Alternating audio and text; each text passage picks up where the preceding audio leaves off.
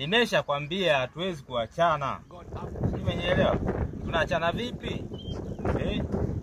Wakati mimi nakutongoza hatukuingia hayo makubaliano kwamba mimi na wewe tutakuja kuachana mbele. Kivipi sasa hapo? Hatuwezi kuachana. Unanielewa? Yaani nipe sababu ambayo yaani inafanya mimi na wewe tuachane. Ni sababu ipi? Wewe nipe sababu. Sababu sikupi hela. Sasa swala kukupa wewe hela. Yaani swala kukupa wewe hela.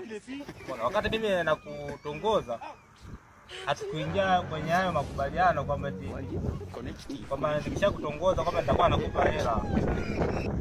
Au makubaliano hayakuwepo mbona?